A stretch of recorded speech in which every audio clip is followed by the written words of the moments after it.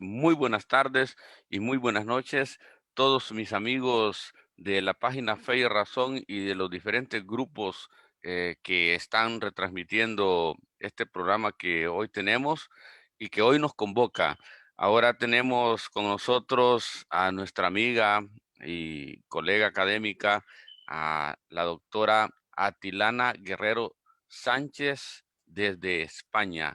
Y ella es licenciada en Filosofía por la Universidad Complutense de Madrid y doctora en Filosofía por la Universidad de Oviedo en la en el trabajo de su tesis doctoral, si no mal recuerdo, sobre Pedro Sánchez de Acre, Sí. la cual fue dirigida ni más ni menos por el filósofo español Gustavo Bueno. Así es que, ¿qué tal, Atilana?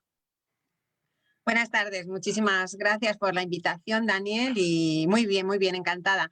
Quería decir tan solo a propósito de tu presentación, muchas gracias por ella, que el director de mi tesis fue Gustavo Bueno Sánchez, por si acaso se pueden confundir, el hijo de Gustavo Bueno Martínez. Sí. Entonces, es también filósofo, es también profesor en la universidad.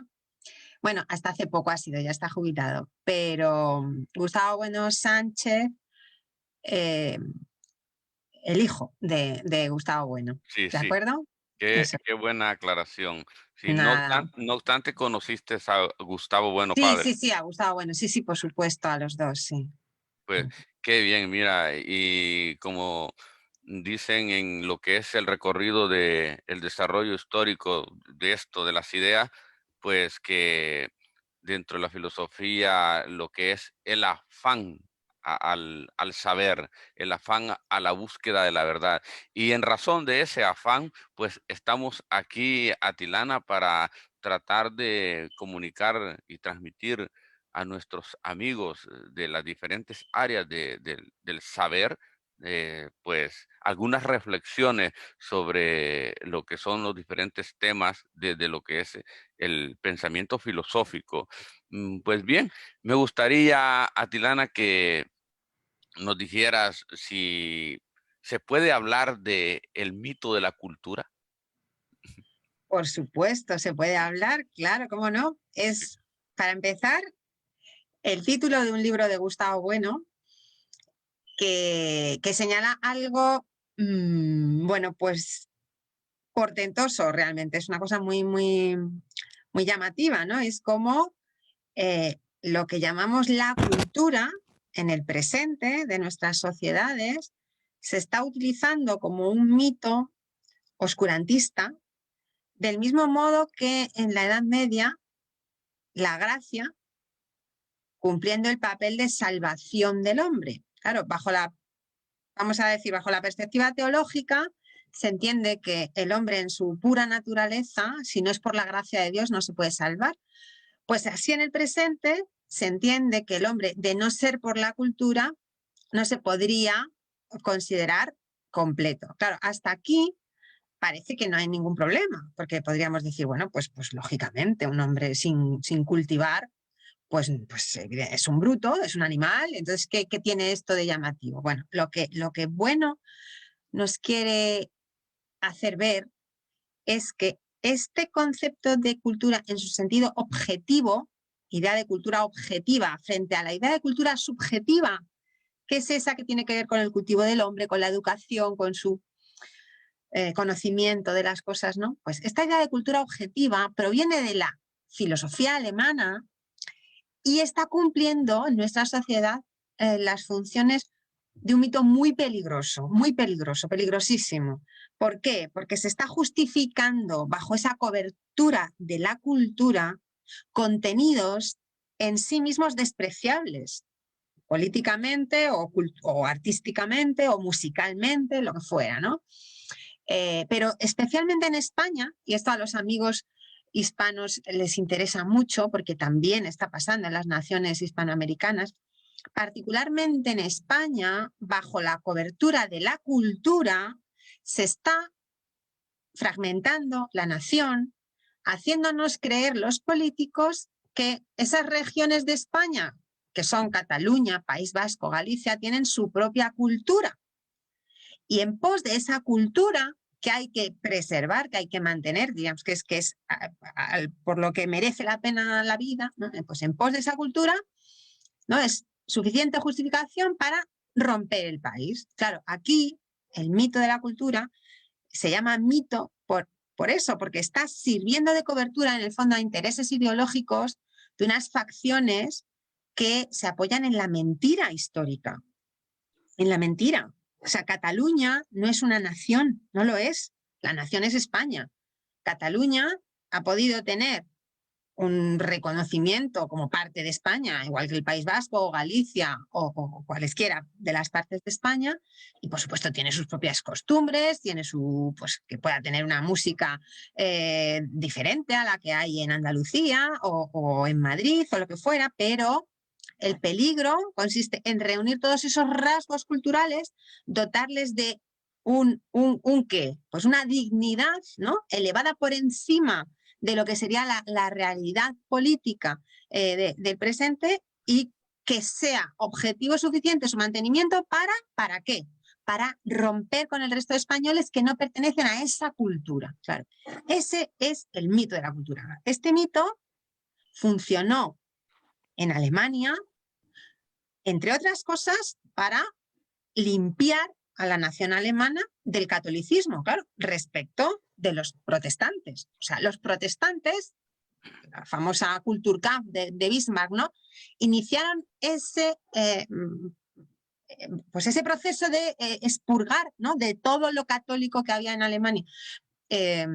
Gracias a este mito de la cultura alemana, el pueblo alemán, ¿no? El folk, el famoso folk, que como sabemos pues tuvo ya su final horripilante en el Tercer Reich, claro, nazi. Y por la cultura alemana pues podían asesinarse judíos, o podía asesinarse a cualquiera que no representase el espíritu de ese pueblo, ¿no? Bueno, pues eso lamentablemente está pasando en España. Se está utilizando la cultura como un mito para romper el país, queriéndonos hacer creer los políticos que España no es una nación cultural, que las naciones culturales son las partes de las que está compuesta España: Cataluña, País Vasco, Galicia, Andalucía, Madrid.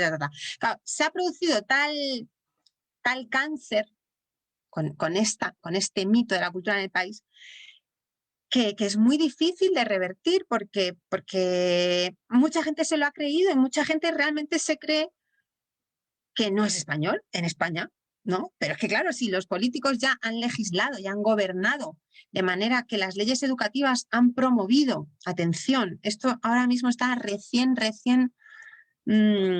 pues acaba de suceder, ¿no? En España, la nueva ley de educación que se acaba de promulgar elimina el español como lengua vehicular de todos los españoles, haciendo creer a los niños, claro, porque son los pobres que están pagando el pato de la ineptitud de estos políticos, haciendo creer a los niños que su lengua propia es el catalán, o el vasco, o el gallego, o el no sé qué, y desoyendo o rompiendo con la verdadera comunidad política a la que pertenecen. Pero claro, si solo fuese España, podrías decir, bueno, es un cáncer que existe en España, ¿no? Pero es que rompen con Hispanoamérica. Claro, que es que el español lo hablan, no, 500 millones, ya más, ¿no? Porque cuando decíamos lo de 500 millones de hispanohablantes, yo creo que ya nos hemos quedado atrasados. Pero bueno, vamos a decir por redondear, 500 millones de personas en el mundo hablan español. Es posible que en España, ¿no?, la madre patria, los políticos puedan ser tan estúpidos que estén permitiendo que sus ciudadanos rompan los lazos con esos 500 millones de personas. ¿Para qué? ¿Para quedarse ellos con ese terruño y poder gobernar a su antojo? Pero ¿hasta dónde se puede llegar? ¿No? O sea, el oportunismo político, ¿hasta dónde puede utilizarse, que es capaz de enajenar así la conciencia histórica de una población que está quedando, pues diríamos, en el más completo abandono? Claro, el problema de España es que encima a estos políticos se les vota. Ah, porque es el populismo en el fondo, está muy bien que te digan tú eres el más guapo, tú eres el más bonito, claro, pues este es, en el fondo, esta es la cuestión de los alemanes, ¿no? Cuando hablamos de esta ideología alemana, claro, está muy bien pertenecer a la raza aria, está fenomenal, claro, siempre y cuando seas tú el que perteneces a esa raza y los demás sean inferiores, pues lo que es lamentable es que el papel que cumplió la raza en la alemana nazi lo está cumpliendo ahora en España la cultura. Pero claro, ¿qué cultura? Pues una cultura inventada, totalmente artificial, que no representa la realidad histórica de España, ¿no? Pues bueno, este es el problema. Digo que esto en buena medida tiene que ver también con la labor de otras potencias extranjeras a quienes le interesa que esto pase en España. Y por ejemplo, pues en Hispanoamérica, pues sabemos que también se están promoviendo las lenguas indígenas, que también se está haciendo creer que los españoles al conquistarles pues le quitaron su verdadera cultura, ¿no? Bueno, por no hablar ya del genocidio americano, etcétera, etcétera. ¿Esto quién lo promueve? Realmente los españoles pueden ser estúpidos y creérselo, pues igual puede pasar en Hispanoamérica, pero ¿qué potencias extranjeras son aquellas que están utilizando estos mitos para hacerse con el control de esos territorios? Pues evidentemente, históricamente sabemos que a Estados Unidos le ha interesado y que realmente ha realizado campañas en este sentido de ideologización de la población bajo la vía religiosa, ¿no? Difundiendo pues con el conocimiento de la lengua, de la religión protestante, esta idea de que existen unos pueblos originarios con lenguas originarias que hay que preservar, que fue lo que España destrozó. Claro, el problema es que 500 años después esto está sucediendo, está calando entre la población, los políticos lo utilizan. O sea, recordemos a López Obrador en México, cuando hace poco, no relativamente, no sé si fueron el curso pasado, hace unos meses, exigió al rey de España que pidiera perdón por la conquista, claro. Pero un señor que te dice esto en español no tiene la cara de hacer creer que México hoy en día no es una nación libre, resultado de siglos de historia que nos hacen ser pues prácticamente hijos de la misma madre. O sea, entre un mexicano y un español, entre un salvadoreño y un español, entre un argentino y un español, no hay ninguna diferencia. Somos el resultado de lo mismo. En todo caso, tendrían que haber pedido perdón, pues Pizarro y compañía, pero vamos, no vamos a levantar a los muertos, ¿no? Para que lo pidan. Es una locura tal. Bueno, y lo que ha pasado en Estados Unidos este verano, ¿no?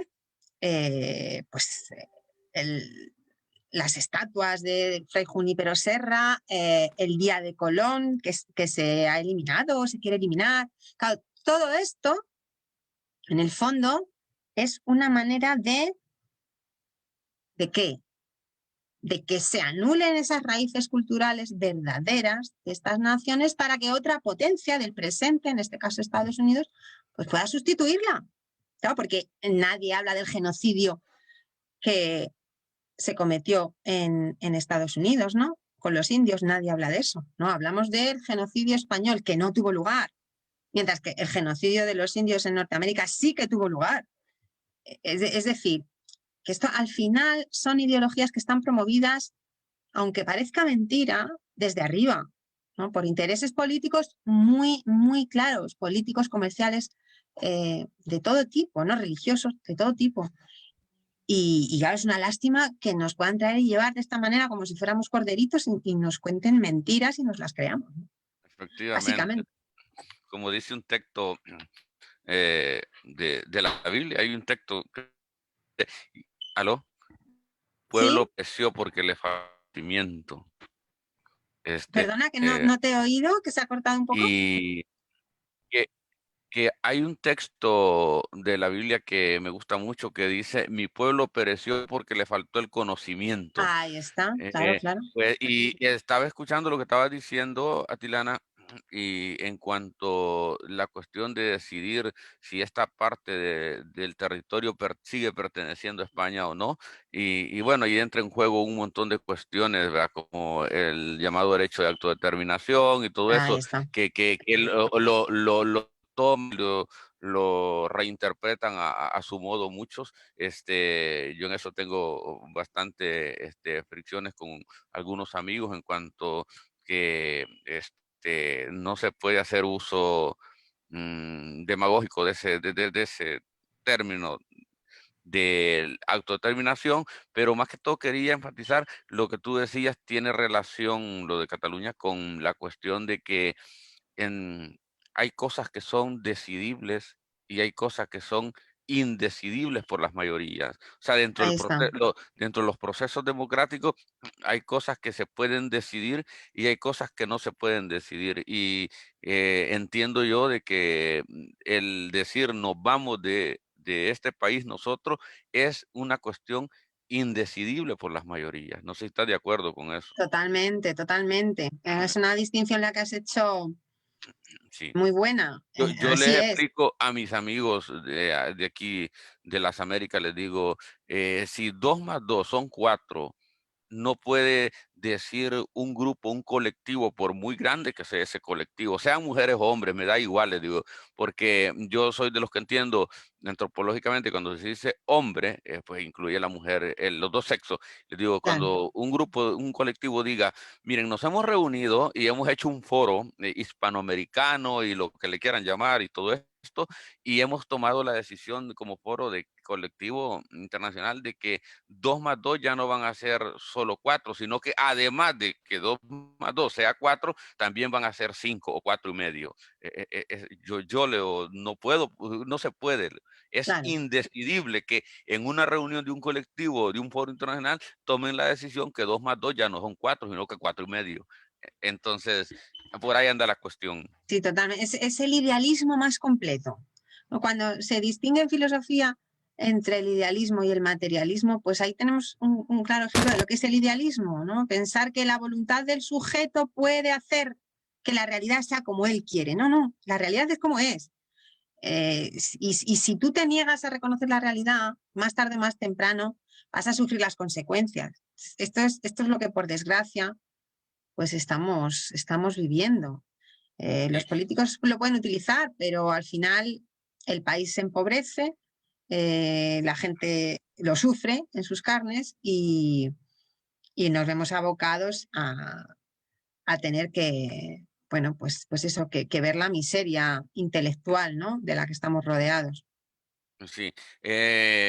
Atilana, siguiendo con esta plática, decía Hegel que la historia es la dialéctica entre la razón y la libertad.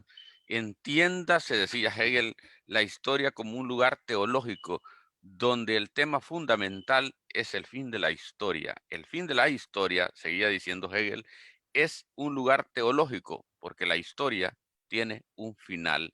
¿Qué nos puedes decir acerca de esta premisa hegeliana? Mira qué provocación la que ha hecho.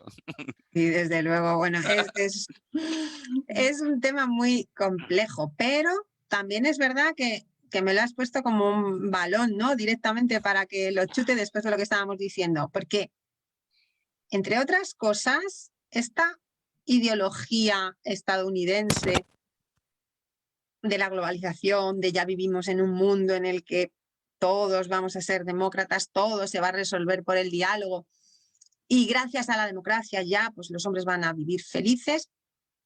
Esta idea del fin de la historia, lo que se ha demostrado es que es falsa completamente. Es imposible que haya un fin de la historia. Y precisamente por eso, porque al ser un concepto teológico, ¿qué quiere esto decir? Que la historia vista desde el punto de vista de Dios está completada, porque Dios sabe lo que va a pasar, pues esa conciencia divina es impensable, no existe. O sea, en el momento en el que eso fuese así, no podríamos ser libres. En el momento en el que pensásemos que la historia tiene un fin y nosotros vamos a abocarnos a él, estaríamos aceptando la idea de un destino impuesto como si no fuésemos los propios hombres quienes nos labramos nuestra vida. Y claro, no se puede partir de ese principio por sus consecuencias, ¿no? La cuestión ¿es posible tal cosa? ¿No? ¿Que haya un fin de la historia? No. Realmente no hay ningún imperio, por muy poderoso que sea, que no haya caído. Esa es nuestra experiencia histórica. Y de la misma manera que en Estados Unidos, con esta idea de que gracias a la democracia se va a conseguir totalizar el planeta y que todos estemos bajo una misma órbita, ¿no? Y todos hablemos inglés y todos vivamos en un mercado libre, pues igual que esto es falso, pues será falso que cualquier otra potencia en su lugar tenga esta misión, ¿no? La historia no está en absoluto, ¿no? Se puede escribir su final y, y es sobre todo, por decirlo así, por sus consecuencias, por lo que esta idea nos parece tan rechazable, ¿no? Que es por esto que decimos del destino, que ya esté cerrado, que podamos vernos abocados sin poder ser libres, ¿no? A seguir viviendo en el fondo. O sea, es una idea, Sí, desde luego, a pulverizar. es bastante metafísica esa idea que de Hegel. Mm. Sí, completamente, justo. Eso es porque, ¿qué es la metafísica? Si pudiéramos dar una definición de metafísica, pues la concepción de la realidad como siendo un todo. Esta Ujú. es la cuestión. Si nosotros somos capaces de totalizar la historia, eh, mejor dicho, de considerar que la historia es un todo, estamos teniendo una visión monista de ella. ¿Y por qué la historia no es monista? Porque es pluralista, porque siempre hay fuerzas encontradas, ¿no? No puede ser que la razón no todo lo envuelva, que es esta la idea de Hegel, ¿no? Aquí, en lugar de razón, pues diríamos imperios universales, imperios políticos, sociedades que subordinan a otras y que puedan pensar que ya está hecho, ¿no? Que su poder está cumplido. No, no es Sí, así, sí. ¿no? La La idea, realidad política siempre es plural. la idea de totalidad siempre va diseminada en lo que son los fragmentos de, de los escritos de Hegel, ¿verdad? ¿O no? Sí, eso es. Siempre la idea de totalidad. Bueno, cuánto no me gustaría que hoy en día discutiera Hegel en vivo, él con Schelling, ¿verdad? A ver, y ya que de esa amistad, pues yo no sé cómo habrá terminado, pero como que no la tenían muy bien, parece. No. Parece que se le antó a Schelling, pero la cuestión es esa, que siempre va esa idea de totalidad de él.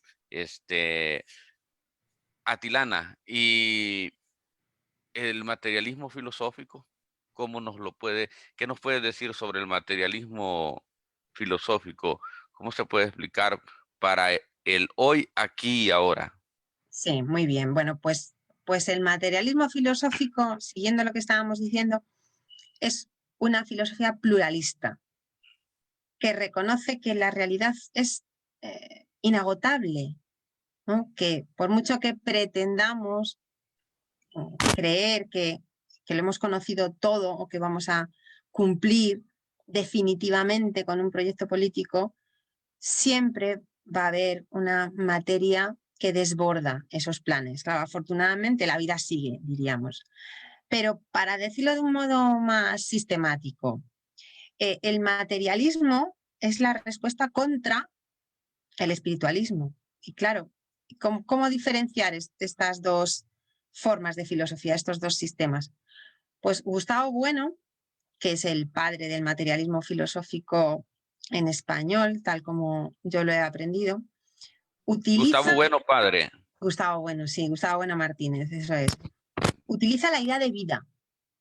El materialismo filosófico se diferencia del espiritualismo en el hecho de que no acepta la idea de que pueda haber vida que no sea corpórea. Esta es una manera académica limpia de definir el materialismo. ¿Por qué? Porque el espiritualismo acepta esto, acepta la posibilidad de inteligencias incorpóreas. Es la idea de espíritu realmente, ¿no?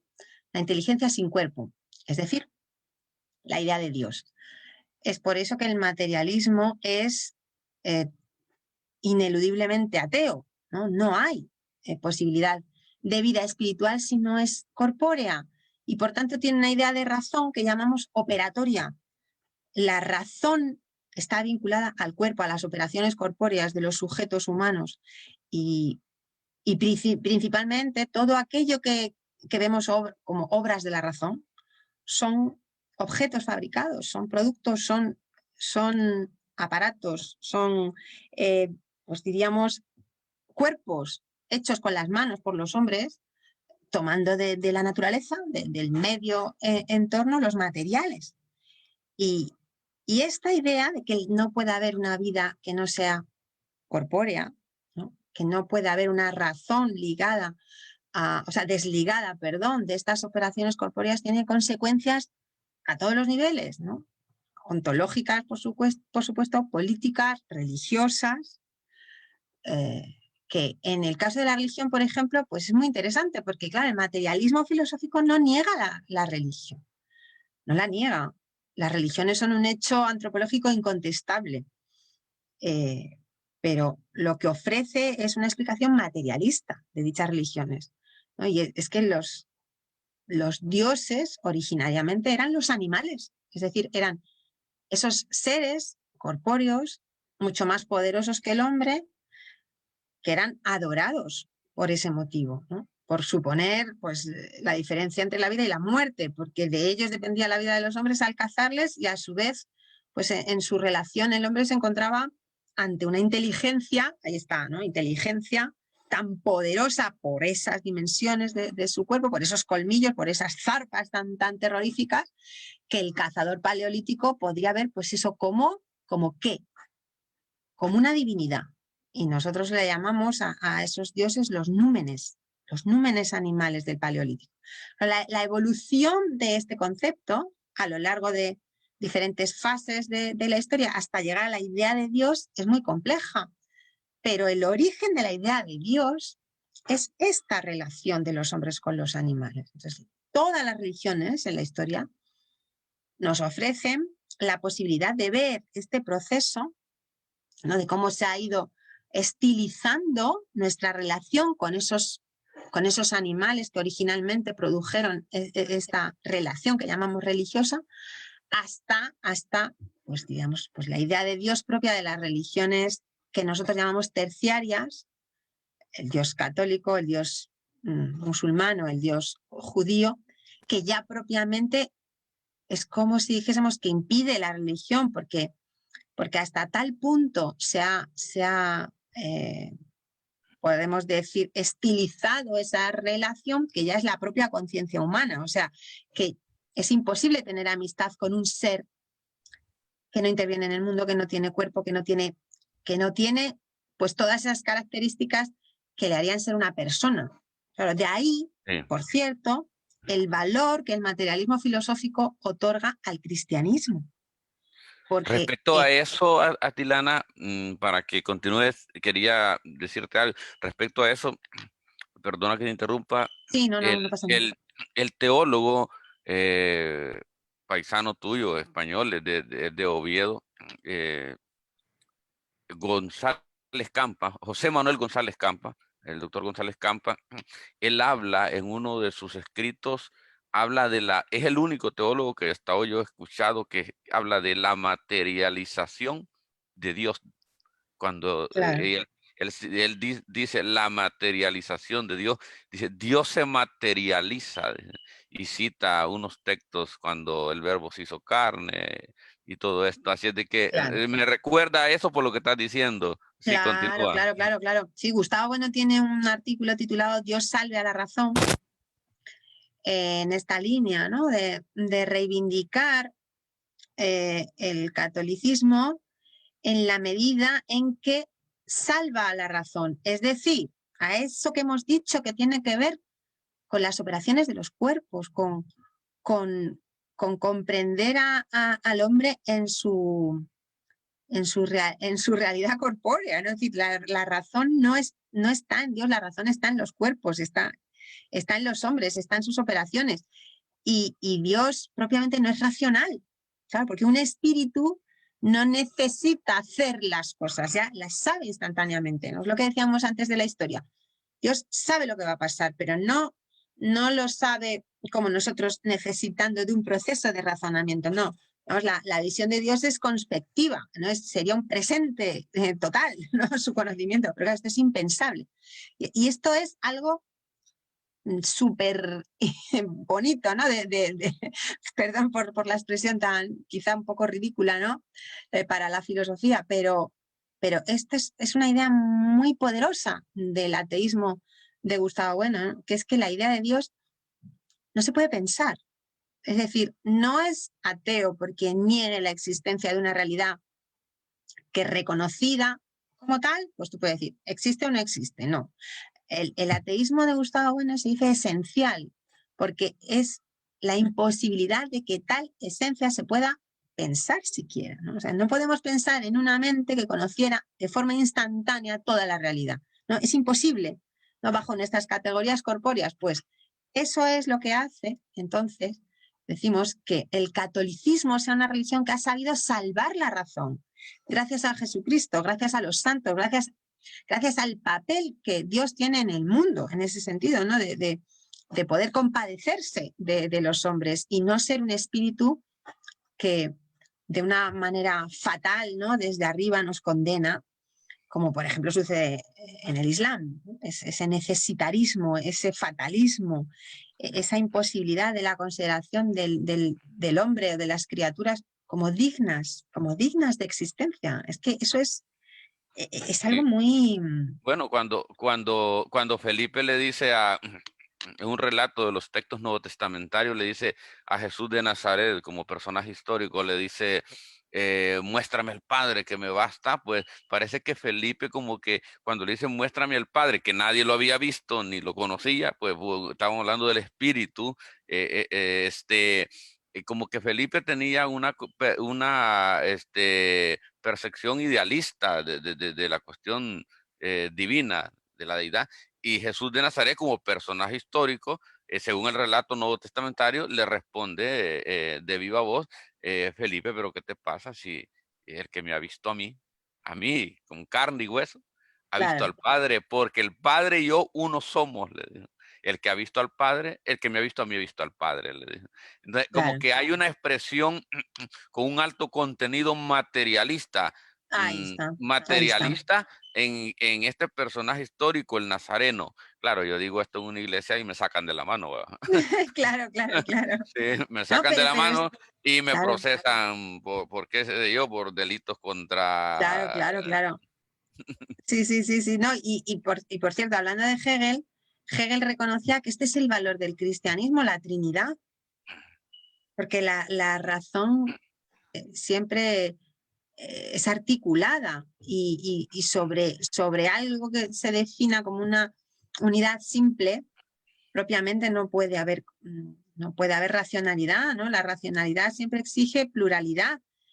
Y esa idea del Dios trino, ¿no? Padre, Hijo, Espíritu Santo, digo, decía Hegel que es lo más valioso del cristianismo. Y eso Gustavo Bueno lo ha recogido tal cual, ¿no? Bueno dice que el cristianismo es un materialismo incoado por todo este valor que decimos que da a la inteligencia corpórea, ¿no? A las obras, ¿no?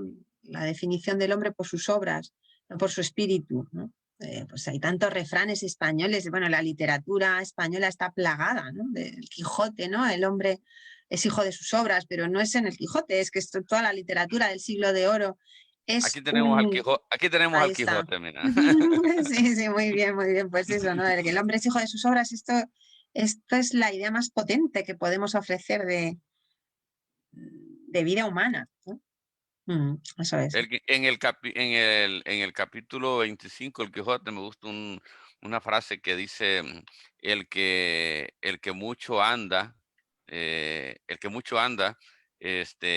mucho, algo así, muy bonita la expresión, hace un recogimiento de lo que es en ese capítulo 25 del libro segundo, creo, hace un recogimiento el Quijote de lo que es la experiencia, yo le llamo una experiencia materialista, porque habla del contacto, del Claro, recogimiento claro, claro, de claro. toda esa experiencia, Sí, sí, sí, como que sí, lo sí. desidealiza al Ahí hombre, está, ahí está, y ahí está. lo hace poner los pies en la materialidad del día. Justo, justo, justo, justo. Bueno, no sé si conoces a Jesús Maestro.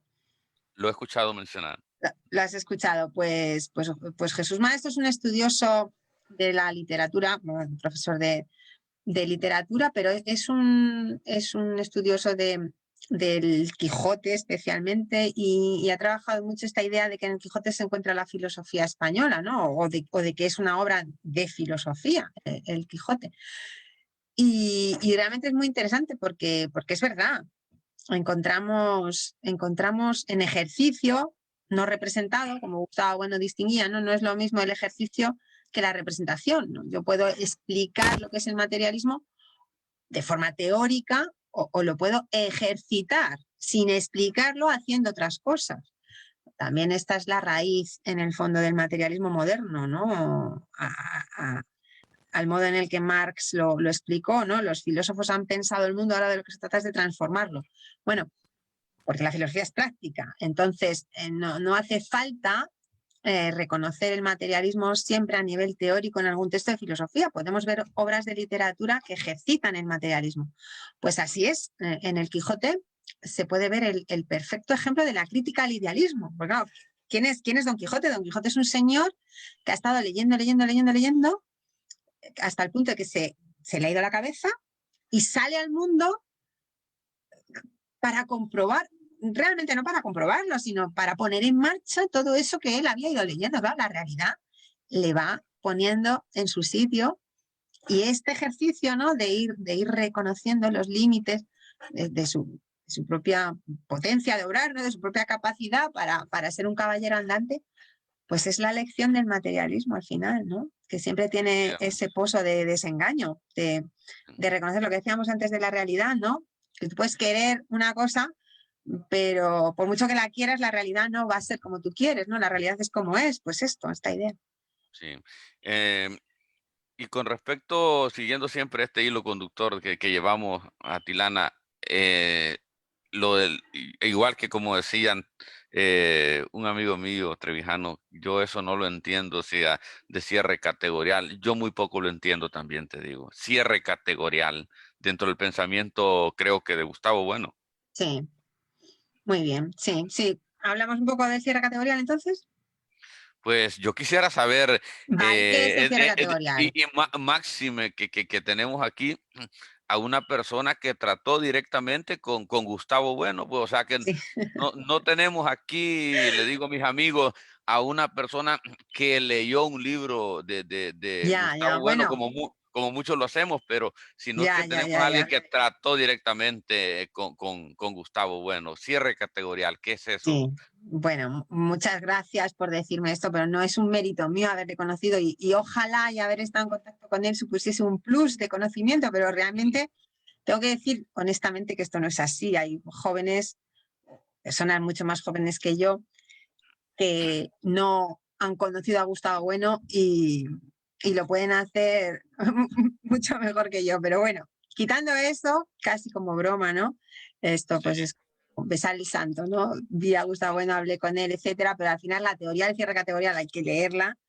¿Y, y qué es la teoría del cierre categorial? Bueno, pues es la teoría de la ciencia de la filosofía materialista. O sea, la filosofía materialista es un sistema que recoge diversas áreas de la realidad, ¿no? Pues no es lo mismo las ciencias que la política, que la religión, como hemos dicho. Entonces, un sistema filosófico está obligado a dar cuenta pues, de todas las realidades que podemos ver a nuestro alrededor. Entonces, claro, las ciencias son un tipo de construcción, ya estoy utilizando una palabra que va en relación con la teoría del cierre, ¿no? Las ciencias son construcciones humanas que se caracterizan, esta es la cuestión, por el cierre operatorio que establecen sobre ese material sobre el que trabajan. O sea, la idea del cierre categorial es propiamente la idea de cómo un campo científico se distingue de otros campos científicos y de lo que no es ciencia. Entonces, es como, por decirlo así, la estructura categorial de la realidad, como un campo de plural, ¿no? De diversas regiones que entre sí son inconmensurables. La palabra inconmensurable es la que utiliza Gustavo Bueno, ¿no? Las categorías son inconmensurables. ¿Qué quiere decir esto? Que no se pueden reducir unas a otras, ¿no? Que no hay posibilidad de que desde una ciencia se reduzcan a otras ciencias o el resto de la realidad, que no son esa ciencia. Claro, esto es muy importante, porque se frena lo que siempre ha sido, en el fondo, el problema de la filosofía, que es la metafísica, que es, lo decíamos al principio, en el fondo nos viene muy bien esta manera de terminar, que es cerrar el mundo, ¿no? Es querer hacer una categoría que demos por el todo. Bueno, pues no, la realidad es plural. Las diversas ciencias lo que nos demuestran es que estos campos están cerrados unos a otros, que no se pueden reducir entre sí, y que esto también nos hace ver que lo que no es ciencia, atención, es decir, los saberes que no son científicos, también tienen su estatus, su potencia y su poder en la vida, muchas veces incluso más importante que el propio saber científico. O sea, la teoría del cierre categorial es una teoría que sobre todo critica muy duramente el fundamentalismo científico, que en la época del positivismo pues era la ideología de la época, ¿no? Todavía seguimos sufriendo las consecuencias de ese positivismo, ¿no? Creernos que las ciencias lo explican todo o que una ciencia nos puede dar la última palabra acerca de la realidad. No, en absoluto. El cierre categorial lo que dice es, las ciencias trabajan sobre campos acotados, cerrados, lo que no quiere decir que agoten el conocimiento de ese campo. Ese campo, en la medida en que se cultiva, diríamos científicamente, se va ampliando. La astronomía, por ejemplo, pues la astronomía es una ciencia, ¿de acuerdo? ¿Sobre qué campo trabaja? Pues diríamos, pues los cuerpos celestes, los astros, la materia del universo, etcétera, lo que quieras. Cuando se cierra ese campo, cuando se cierra, es porque se establecen los teoremas que con los términos de ese campo, que son los propios cuerpos reales con los que el astrónomo a través de su aparato no trabaja, pues digo, cuando se establece ese cierre, lo que se hace es deslindarlo de otras cosas que no son la astronomía. Pero la astronomía constantemente está progresando, o sea, constantemente está descubriendo nuevos cuerpos, nuevos planetas, nuevo tal, ¿no? No, el cierre no quiere decir que esté agotado, que esté terminado, que ya lo tengamos todo recogido, ¿no? Ya sabemos todo lo que la astronomía podría decirnos. No, en la medida en que una ciencia establece su cierre, es cuando empieza a descubrir verdades. Pero esto, como es un proceso histórico muy largo, tenemos que verlo nacer con Platón. Platón fue el primer filósofo que tuvo noticia de la primera ciencia histórica, como fue la geometría, y que desde entonces nos ha hecho ver cómo se han ido añadiendo nuevas ciencias hasta el punto de tener una concepción de la realidad, como hemos dicho antes, pluralista, compuesta por diversas categorías que entre sí no se pueden reducir. Básicamente esto sería lo que es el cierre categorial. No sé si lo he explicado bien. Perfectamente, perfectamente, Atilana.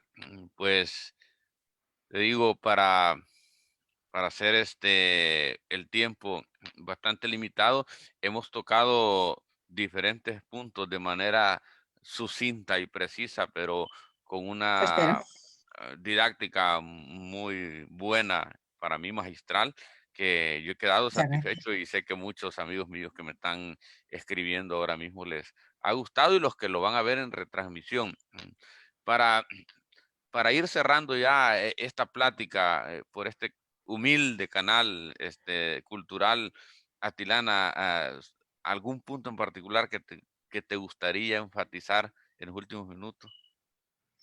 Que me gustaría enfatizar, bueno, pues la necesidad de cultivar la filosofía española, de conocer nuestra tradición, de defender nuestra lengua, que es lo que nos une a todos los hermanos de la comunidad hispánica, como decía Gustavo Bueno, ¿no? Nosotros pertenecemos a una comunidad que se define tanto por el territorio como por la lengua, pero especialmente por la lengua, ¿no? Por lo poderosa que es esta lengua, la capacidad que tiene para asimilar la realidad, para poder nombrar las cosas y y porque está viva en el mundo y sigue creciendo. Entonces, en este sentido, yo quería mencionar el autor con el que me has presentado, ¿no? Al que dediqué la tesis, Pedro Sánchez de Acre, que tengo aquí el libro porque te lo iba a enseñar, ¿no? Preséntanos, Pedro Sánchez de Acre, un ortodoxo español. Yo quise hacer... levántalo más, Ah, sí. levántalo más. Sí, para que lo Academia vean, del lo ve. Hispanismo, por cierto,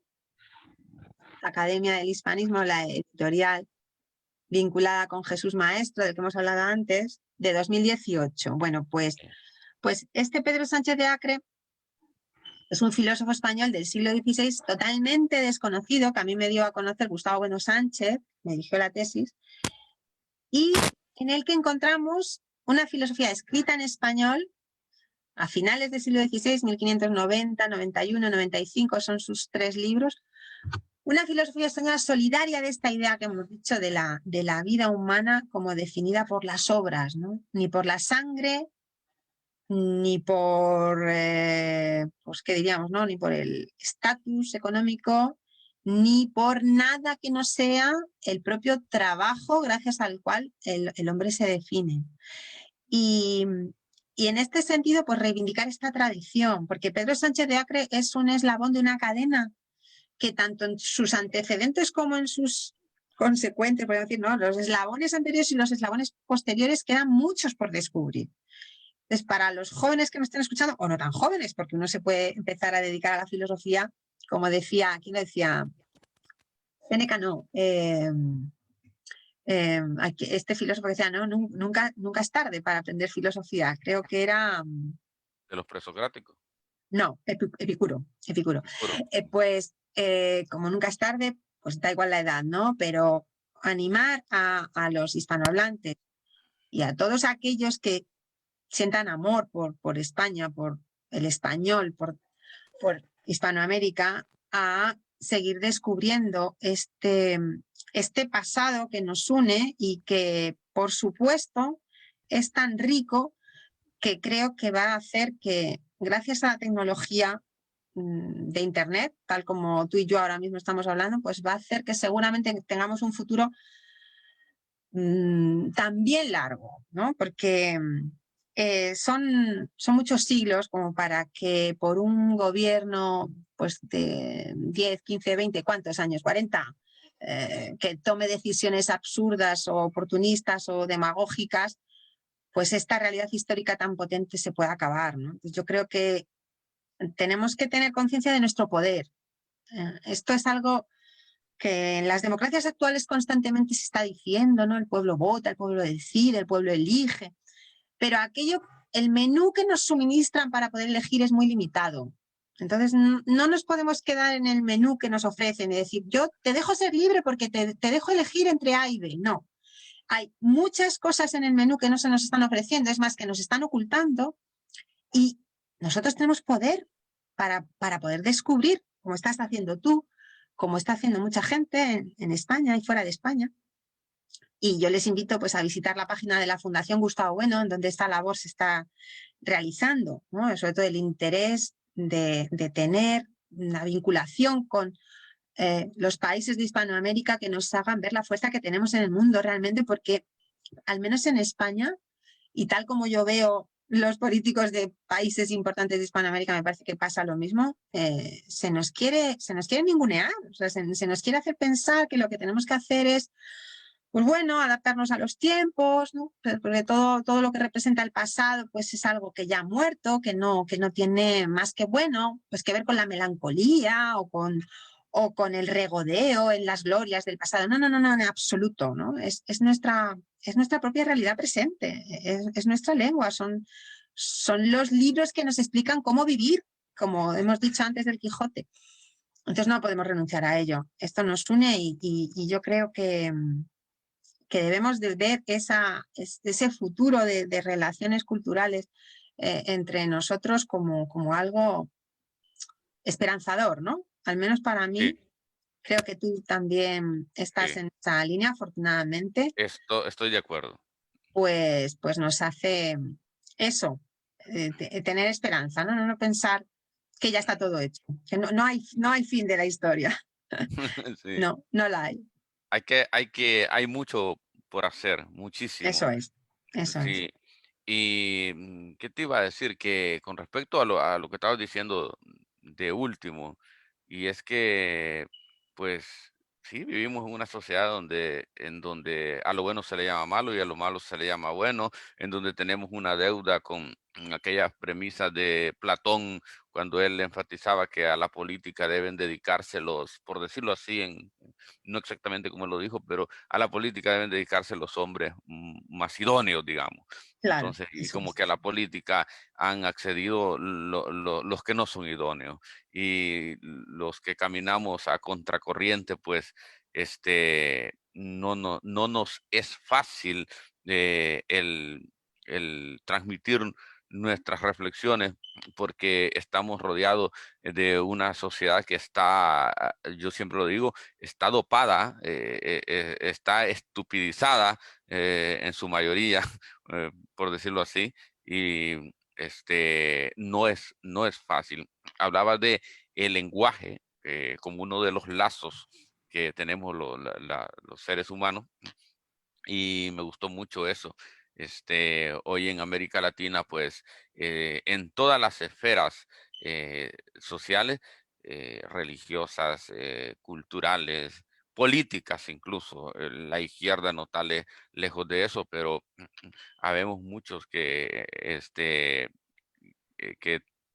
somos, por decirlo así, de un pensamiento progresista, que no hemos sido llevados por esa corriente, por lo menos yo lo digo, aunque yo los que caminan por ese sendero del lenguaje inclusivo, yo les digo, los respeto a ellos y agarro la premisa de Miguel de Unamuno. ¿Qué dijiste? Me dijo un amigo un día. Miguel de Unamuno, le digo yo, un filósofo español, le digo, que decía esa premisa que las ideas no son para respetarse, decía. Las ideas, decía Miguel de Unamuno, son para discutirse, para entrar en el espacio de la argumentación y contraargumentación.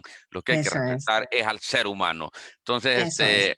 eh, eh, yo por lo menos tengo mis críticas a esa cuestión que se ha no sé, en España yo sé también, hombre, si basta con escuchar a muchos por ahí de, de algunos sectores políticos, el lenguaje que se utiliza y cómo ha sido lacerado el lenguaje español ahora mismo.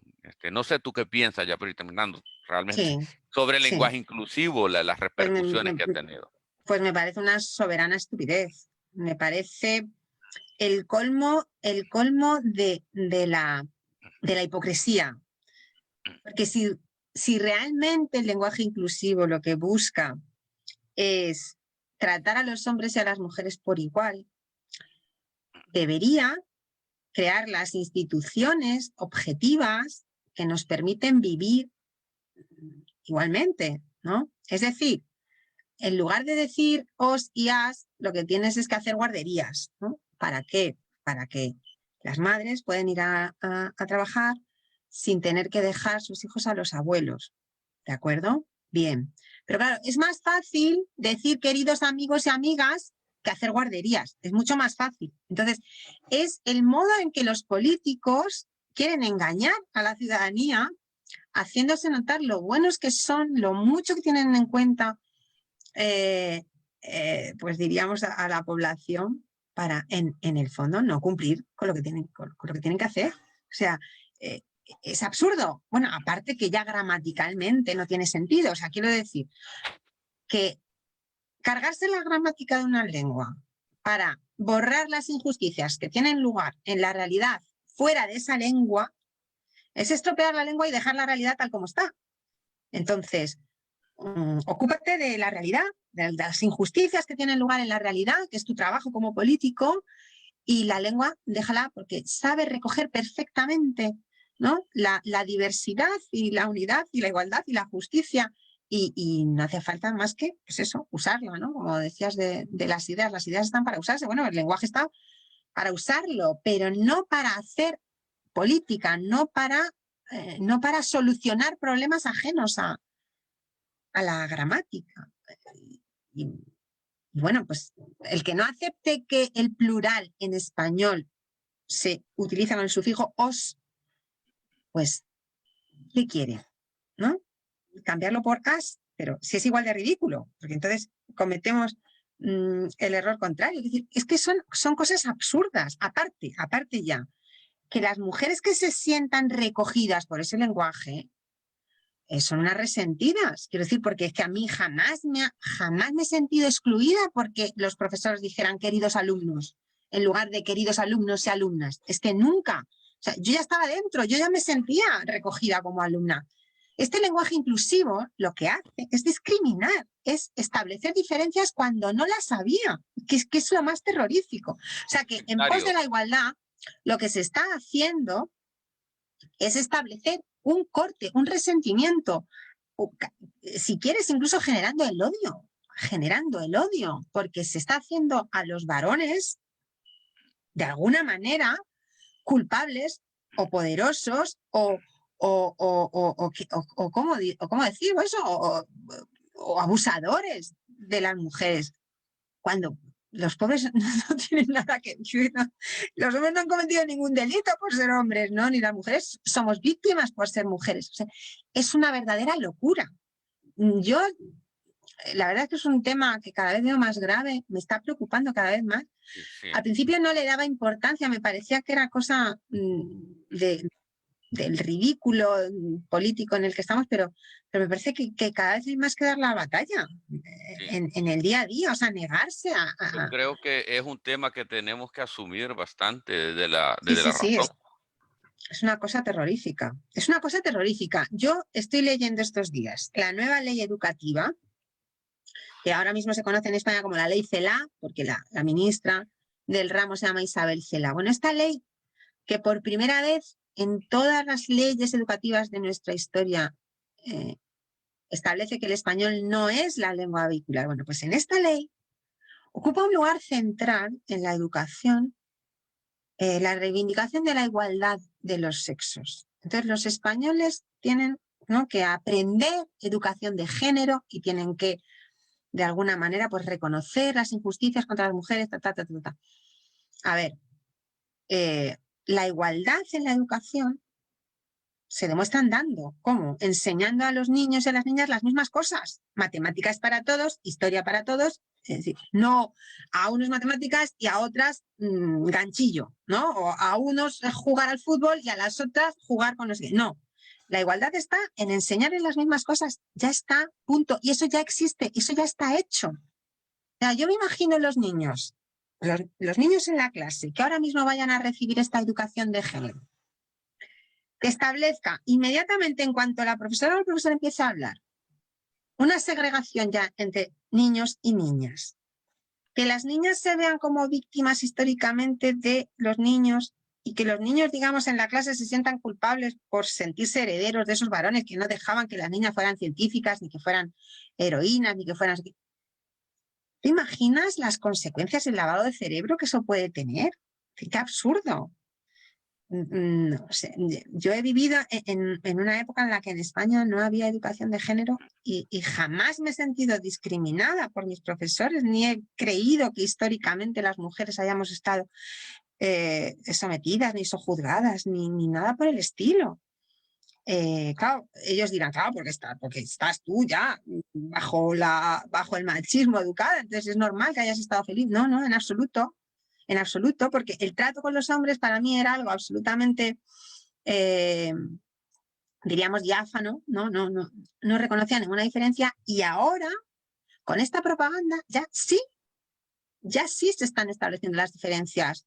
Bueno, de hecho, insisto, en esta ley se dice que los profesores, exactamente, literalmente no me acuerdo, ¿no? Pero como que a las niñas hay que obligarlas, de alguna manera, ¿no? Inducirlas o dirigirlas hacia que estudien carreras técnicas y científicas y asimismo a los niños a que estudien carreras tradicionalmente femeninas. ¿Pero dónde vamos? O sea, ¿vamos a llegar a eso? O sea, ¿realmente vamos a quitar a los niños la capacidad de que se dirijan a los estudios en función de su propio gusto personal? Claro, dirán, no, pero es que el gusto no es personal, es que el gusto está políticamente dirigido, siempre lo ha estado, entonces ahora nosotros vamos a dirigirlo en ese sentido. Falso, absolutamente. O sea, en el momento en el que tú a una niña le digas, tienes que estudiar ciencias porque las niñas no suelen estudiar ciencias y esto es algo masculino y tenemos que cambiarlo, tú ahí estás comportándote de una forma tiránica. Es decir, que en el caso de que fuese cierto de que las niñas, por lo que fuese, no estudiasen ciencias, que no es cierto, pero bueno, no estudiasen ciencias, sería mejor que siguieran sin estudiarlas antes de que las estudiasen porque los profesores les obligan para cumplir con su cuota de igualdad entre sexos. O sea, es que son unos planes verdaderamente de una tiranía, o sea, propio de un tirano. O sea, de yo voy a colocar esto aquí, o lo voy a poner esto aquí, voy a decir, lo que se suele llamar ingeniería social, ¿no? ¿No? Tratar a la sociedad como un ingeniero trataría pues un puente o un aparato, ¿no? Que quitas de aquí, pones allí, ¿no? Y haces a tu antojo. No, es que en la sociedad no es eso, que tú no puedes tratar a los individuos como si fueran mecanismos a tu antojo, ¿no?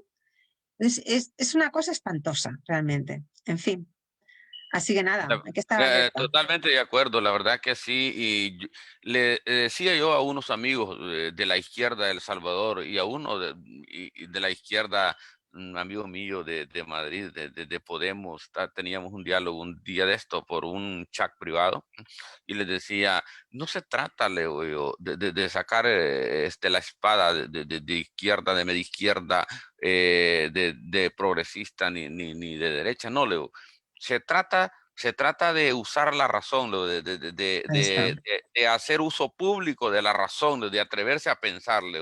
Y pues les ponía el ejemplo que te decía del 2 más 2 es 4, y no es que un colectivo se ponga de acuerdo que 2 más 2 ya no es 4, sino 5. Entonces les dije, la razón, Leo, que nos ayuda un poco, Leo, en cuanto de que el lenguaje, Leo, cuando no se puede desdoblar, no se puede, y lo que no se puede es un imposible, leo yo. Claro, Entonces, y es un absurdo, leo yo, dentro de lo que es la ciencia del saber, y no podemos, Leo, ir por ahí, Leo, inventando cosas que como cuando dicen proyecto de país, leo yo, o sea, como que si es un proyecto de ingeniería y con lo que tú dices, que lo podemos reformatear y no se habla de cuestiones estructurales físicas, sino se habla de reformatear el pensamiento de todo esto y que hay cosas que son decidibles, pero que hay cosas que no son decidibles en tanto en cuanto, pues, ahora mm, yo no estoy en contra, y yo sé que tú también, no estamos en contra de que cierto colectivo, la mujer acceda a ciertas posibilidades de realización dentro de lo que eso es la vida cotidiana, pero que eso sea el fruto de la capacidad, pues una mujer es una doctora en antropología porque, como dicen en España, se lo han currado, pero no claro, es porque le han dado una cuota, no es porque ahí le han dado, está, pero claro, claro, si tenemos por cuota, vamos a meter mendas por todos lados. claro, Entonces, claro. y se anula el Para la pensamiento. foto, es para la foto, es Vale, para que parezca efectivamente. lo que no es. Si es Sí. que es de una hipocresía, es que es tan claro, es un mecanismo tan sencillo, es para quedar bien en la foto, nada más, ¿no? Efectivamente. Entonces, de tal modo que yo, como no estoy de acuerdo con el lenguaje inclusivo porque es redundante, pues no dice nada, porque cuando decimos todos, es todos, es Claro, todos. Yo digo todos los que están aquí o estáis aquí, me refiero a todos. ¿Y para qué claro, voy a meterle un día así a una broma a unos amigos míos del Salvador que son abogados? Les decía, abogados y abogadas, pero también tenemos fiscales aquí, les decía. Entonces vamos a decir fiscales y fiscala. No, allí no es necesario. ¿Cómo que no es necesario? ¿Cómo que no es necesario? Le digo, si me estás aceptando, le digo yo a la colega que hablábamos ese día, si me estás aceptando de que diga abogados y abogadas, pero sí que hay unos que son fiscales y son hombres y mujeres, entonces yo les voy a decir los fiscales, bienvenidos, y las fiscalas también. Se claro, escucha horrible, le digo, claro, como nos conviene desdoblar donde queremos desdoblar y que lingüísticamente no está estudiado que se pueda desdoblar, ustedes lo desdoblan. Allá, como suena más ridículo todavía, fonéticamente, no lo quieren desdoblar. Pues yo se los desdoblo, las fiscalas, les digo yo. Entonces, Claro. le así esa broma, como entre amigos, como te decía, en el pensamiento de Miguel de Unamuno, pues siempre mantenemos el respeto con las personas, aunque las ideas, yo les digo, yo las ideas no tengo por qué respetarlas. Le digo, si me dice, pero respeta la idea de él, es que no es susceptible de respeto la idea. Para mí, le digo, es susceptible de discusión, le digo, de debate y de Ahí está. argumentación y contraargumentación. Esa es la cuestión. Le digo. Entonces, pues bien, buen punto con el que nos hemos despedido de este programa, Pues Tilana sí, Guerrero. peleagudo, Buen sí. punto, sí. Así es que, a ver cuándo un día más adelante se hace un programa específico sobre lo que es el lenguaje y sus repercusiones metapolíticas y todo esto, Perfecto. y llegáramos a tener al colega que hablábamos, al argentino, abuela, y Así. sería bueno, o a Manuel de Prada para que también participe. Ah, Él le gusta estupendo. mucho, sí, con quien estoy por ahí con algunos contactos hablando ahí cerca de ellos. Así es que, Pues muy bien. pues, Pues nada, Atilana, te animo a que este, sigas. sí, ahí estamos. Yo me despido y dándoles los profundos agradecimientos a nuestros amigos que nos han estado siguiendo. Unos ya se retiraron, pero algo otros no. A Raúl Palacio, un gran amigo mío de Los Ángeles, Ana Chávez, Albert González, Ashley Fuenmayor de Sudamérica, Gustavo Jandre de Europa, de Milán nos han estado viendo, mira, Ah, nuestros amigos, estupendo. un escritor, poeta, este eh, Auxa Rubén Hernández Garay, Iber Quintero, Bucio Borja, que es un amigo salvadoreño canadiense, antropólogo, eh, que nos ha estado escribiendo también, este, y unos docentes de educación media, lo que se llama el bachillerato, la ESO, Sí, eh, algo así. Y otros más, José Luis Rodríguez, Carlos Hernández, Judici Bonilla, eh, a ver, Arnoldo García Palma. Un agradecimiento a todos por estar en sintonía de este humilde programa cultural con la doctora en filosofía por la Universidad de Oviedo, Atilana Guerrero Sánchez, que vive en España y que nos ha estado colaborando. Atilana, me gustaría que te despidas de nuestros amigos. gracias por darme esta oportunidad, Daniel. Estoy muy agradecida por tu invitación y qué más decirles a ellos que encantada de que nos hayan estado escuchando, que espero que les guste y que podamos seguir analizando la realidad, triturándola, como decía Gustavo Bueno, para que no nos intoxiquen demasiado, ¿no? Ya que el tóxico lo vamos a tener que tragar, pero por lo menos que tengamos la vacuna. Gustavo Bueno nos ha dejado grandes dosis de vacuna contra todos estos tóxicos virus, ahora que estamos tan preocupados, ¿no? Con la vacuna del coronavirus, pues bueno, hay virus mucho más peligrosos que el coronavirus y la mejor vacuna es la filosofía materialista de Gustavo Bueno, bajo mi punto de vista. Así que gracias a todos por escucharnos y a ti especialmente por haberme invitado. Muchas gracias, Daniel. Muchas gracias, Atilana, y un saludo a todos.